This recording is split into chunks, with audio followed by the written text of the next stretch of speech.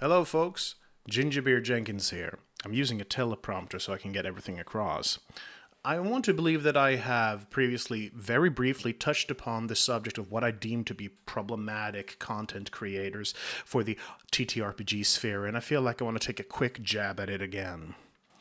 Today, I am going to talk about a content creator that I used to follow and whose videos I really looked up to. This has sadly changed with the whole caster debate for Pathfinder 2nd Edition. If you do not know what the caster debate is about, let me briefly summarize it. In some games, like Dungeons & Dragons or even Pathfinder games, spellcasters would add their primary spellcasting modifier to the damage roll. So, for example, in Pathfinder 2e, in the core rulebook on page 323, the cantrip Chill Touch states, siphoning negative energy into yourself, your hand radiates a pale darkness. Your touch weakens the living and disorients the undead, possibly even causing them to flee.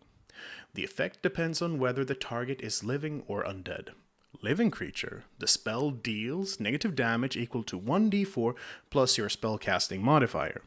The target attempts a basic fortitude save, but it is also enfeebled 1 for 1 round on a critical failure. Undead creatures, the target is flat-footed for 1 round on a failed fortitude save.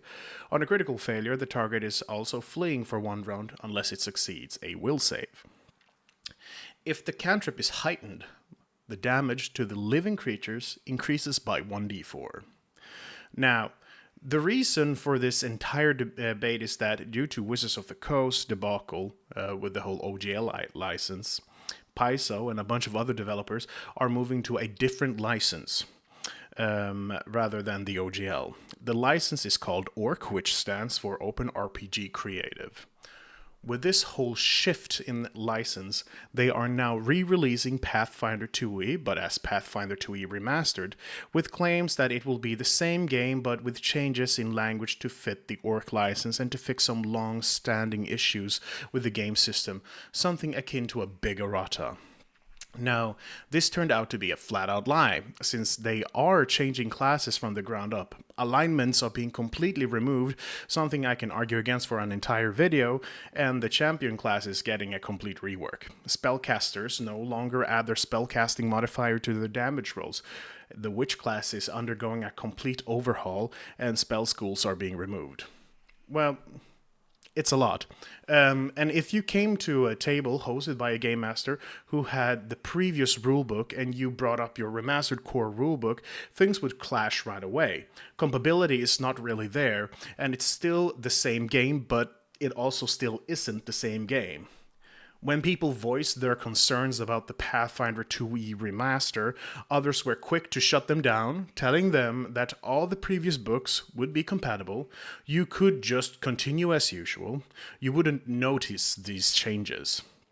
However, once Paizo released the first view of the changes, most people lost their composure. And some of those people are upset about the spellcasters, specifically the modifier damage. Technically, in the unlikely event of Chill Touch being a heightened to 3rd level, you, as a spellcaster, have the chance of dealing just 3 damage. I also believe that 3rd level spell slots are unlocked at 5th level, so a level 5 wizard dealing 3 points of damage or having the chance to is disheartening to some players. Now, where does the rules lawyer fall into this whole debate? Well, the rules lawyer has previously offered fantastic videos, and in all honesty, he still produces some great videos, such as how to buff casters in your Pathfinder 2e games. The rules lawyer analyzes the orc license, and let's not forget my favorite, the assless chaps of freedom, which is a video that I highly recommend anybody watches. But if there is one thing Ronald, which is the rules lawyer, does not enjoy, it is when people disagree with him or point out inaccuracies in his arguments. In the video, another rule to ignore in your Pathfinder games, he starts off by mentioning that Reddit downvoted him to oblivion and gave lots of upvotes to the people disagreeing with him. The reason for this is because he had voiced an opinion that gamers did not agree with, that axes and flails, if I recall correctly, have a too powerful effect, as they can knock enemies prone without any saving throw being rolled for the enemy, if they critically succeed on hitting that enemy. Ronald then immediately puts on a smug face and says that his suggestion is now an official change implemented in the Pathfinder 2e Remastered. He says that he has some understanding for the Pathfinder subreddit and the people who propose house ruling, as Ronald believes these house rules are usually hasty since people come from 5th edition. That is Dungeons & Dragons 5th edition. And that is where most of the issues with Ronald stem from. Ronald has made it his endless crusade to debate, tirade, and gatekeep any form of criticism towards Paizo. If you are one of those who dares to voice your concerns or dislikes something that Ronald just happens to hold dear, then you are just a 5e player who has been coddled or treated poorly by D&D 5e, and that you just need to have some goddamn faith!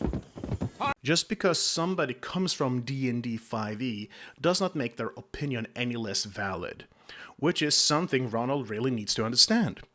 He might not even think that 5th edition GMs or players' opinions are less valid, but he's doing a very poor job of not showing any kind of bias against 5th edition system players or GMs.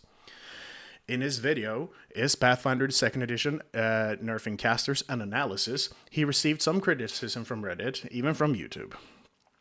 He was going to use a thumbnail, but he decided not to because it was too controversial. But it was a picture of a few children with the text "D&D has spoiled casters," and that thumbnail can now be found on his most recent YouTube Shorts video, the Pathfinder Caster Debate in 1 minute. He starts the video by talking about how casters are spoiled little children, or that it is just players from Dungeons & Dragons 5th edition who are just upset because there is one class that does something better than they can do with their spellcasting class. He mentions, and quite correctly so, that spellcasters in Pathfinder 2nd edition are more built for utility rather than encounter-ending world-shattering power. And that is fine, but any critique towards that should also be valid. And making spellcasters even weaker by removing their spellcasting modifier raises some legitimate concerns from players. Before the remaster, people spoke about casters not being as powerful as martial classes, and now with basically a nerf coming, people should be able to voice their concerns without being gatekept or demeaned by somebody like Ronald. Users on Reddit pointed this out and also agreed that Ronald has been more dismissive towards criticism of Pathfinder. Watch the video, and very early on, he calls casters whiny babies. I have said this to my friends and other friends on social media and people on social media that Ronald is a fanboy. He's the worst kind, gatekeeping opinions and demeaning people who hold opinions that he does not share. This is incredibly frustrating as well. I have, at the very least, previously thought that Ronald presented nuanced and insightful arguments. Not that he has always been completely flawless, but in the last YouTube short he did, there are a bunch of strawmen, and then there is the argument of, look at my builds in order to play the way you think your experience should be, which is in its own way a form of gatekeeping. This is sending the wrong message on how to approach TTRPGs and changes in the respective systems. I think what Ronald is doing is damaging the game rather than helping it. He has become one of those YouTube content creators with provocative titles posts them in several subreddits to garner controversy and later basks in his own ego when he can watch his subscriber count go up. It is sad and disheartening, and it should not be something that he should strive for. I love that the rules lawyer exists on YouTube, and I think that he still has a platform where he can use his content for good, deeply explaining lore, explaining rules that might not be that clear enough, and so on. Not be a gatekeeping asshole. All right, this has been my rant. Gingerbeard Jenkins out.